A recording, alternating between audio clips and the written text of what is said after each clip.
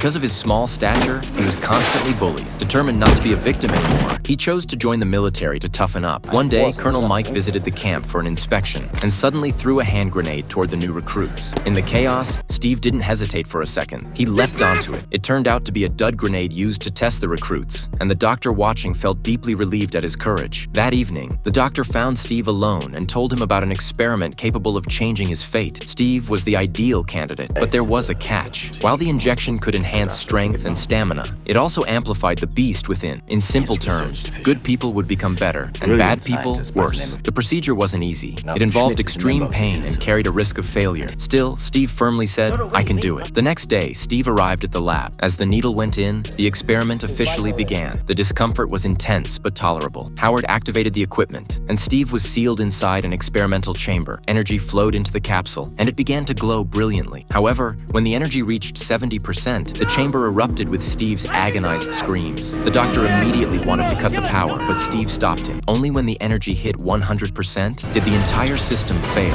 shutting down the instruments. Silence filled the chamber. Had the experiment failed? The next second, the capsule slowly opened. Everyone present was stunned. The previously frail Steve now possessed a perfect, chiseled physique. He had endured all the pain with sheer willpower. Even other men couldn't resist the sheer presence of his powerful, irresistible hormones. But just as the crowd erupted in cheers, a loud explosion shattered the celebration. Someone had stolen the vital serum and injured the doctor. The sudden turn of events was hard for Steve to accept. Determined to avenge the doctor, he didn't hesitate to give chase. The man he pursued tried to take a detour, but he had no idea that Steve's speed and strength had now surpassed human limits. He leapt effortlessly over a 10-meter-high gate and quickly landed on the man's car roof. The man struggled to shake him off, but in his panic, he crashed the car.